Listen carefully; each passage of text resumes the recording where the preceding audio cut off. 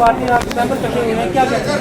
कोई डिस्प्यूट नहीं है। पार्टी में इलेक्शन हो गया, इलेक्शन की वजह से चेंज ऑफ लीडरशिप हो गई। पहले हमारे पार्टी के राष्ट्रीय अध्यक्ष श्री चिराग पासवान जी थे, अब वो चेंज हो गए। अब उनकी जगह हमारे पार्टी के नेशनल प्रेसिडेंट श्री पशुपति पारस जी बने हैं, तो उसमें कोई डिस्प्यूट है नहीं। 2015 में जो हमारे स्वर्गवासी नेता हमारे आदर्श माननीय रामविलास पासवान जी ने नेशनल एग्जीक्यूटिव मीटिंग में फाइनलाइज किया था, अब 3 साल के बाद 5 साल का इलेक्शन होगा। जो 15 में इलेक्शन हुआ था वो फिर 20 में होना था, तो बीच में पासवान साहब की तबीयत खराब होने की वजह से चिराग जी को नॉमिनेट किया गया था। I was also among the nominations कि मैं पार्लियामेंट्री बोर्ड का भी मेंबर था, एग्जीक्यूटिव मेंबर भी था, फाउंडर मेंबर हूँ पार्टी का। तो हम सब लोगों ने नॉमिनेट करवाया था चिराग जी को जस्ट फॉर 1 ईयर, क्योंकि हमारी कमिटमेंट है इलेक्शन कमीशन के साथ, हमारा सिंबल है पार्टी का, वहाँ पर हमारी कमिटमेंट है पार्टी के मैनिफेस्टो के साथ। पार्टी के जो इलेक्शन हमारा पार्टी का प्रोसेस है, हमारा जो सिंबल है, उसके माध्यम से हम लोग का या कॉन्स्टिट्यूशन ऑफ इंडिया है, पार्टी का कॉन्स्टिट्यूशन, उन सब प्रक्रिया को प्रॉपर में रख के उस तरीके से प्रॉपर इलेक्शन किया गया। उसके बाद में पशुपति पारस जी पार्टी के नेशनल प्रेसिडेंट रख गए। उसके बाद में चिराग जी ने कहा नहीं जी मैं नहीं मानूंगा। उसके मानने ना मानने से फर्क नहीं पड़ता है। अब वो किसी को भी चिट्ठी दे, कोई भी दे दे, जब खुद चिराग जी नेशनल प्रेसिडेंट नहीं है तो उनकी चिट्ठी की कहाँ वैलिडिटी है? वो किसी को भी दे, किसी को भी स्टेट प्रेसिडेंट बनाए, किसी को भी कुछ बनाए, दैट हैज़ नो वैल्यू।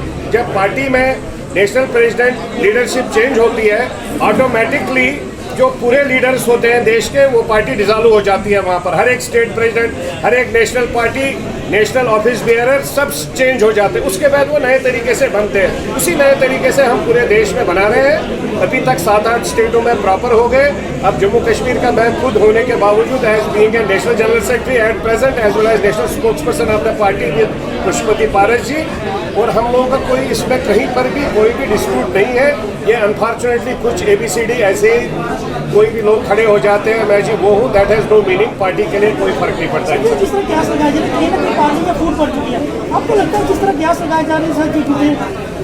देखिए इन सब चीज़ों की कोई मानता नहीं है, हमारे पास कहीं फूट नहीं है। मैंने क्लियर बोला, हर एक पार्टी में इलेक्शन होता है और इलेक्शन के प्रोसेस से जो जीत के आ जाता है उसी की वाहवाही होती है। कल को चिराग जी 10 साल के बाद अगर वापस पार्टी में नेशनल प्रेसिडेंट बनते हैं, Sanjay Saraf being an political activist, I will follow him, मेरे को कोई आपत्ति नहीं है। सेम वे में चिराग जी को भी आज पार्टी के नए नेशनल प्रेसिडेंट के साथ खड़ा होना चाहिए।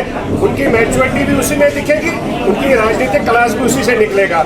अब वो बचकानी वाली हरकतें करेंगे जिसमें वो बोलेंगे कि भाई हम जी मैं नहीं मानता नेशनल प्रेसिडेंट को, मैं नहीं मानता। जब इलेक्शन कमीशन ऑफ इंडिया ने क्लियर किया, आपका सबसे बड़ी बात है आपका स्पीकर, लोकसभा के स्पीकर ने क्लियर किया, कोर्ट में चले गए, कोर्ट से फटकार पड़ी, इनका जो एडवोकेट, सो कॉल्ड एडवोकेट है, उसको फटकार, उसने माफ़ी मांगी कोर्ट से, हमारे पास रिकॉर्डेड स्टेटमेंट है, माफ़ी मांगी जब कोर्ट ने फाइन किया।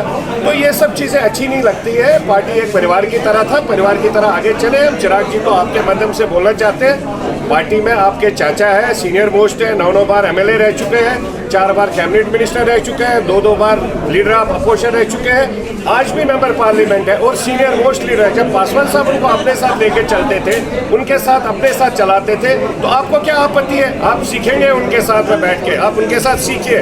बाकी नीचे में कोई भी कुछ भी बोलता है, दैट इज नो मीनिंग।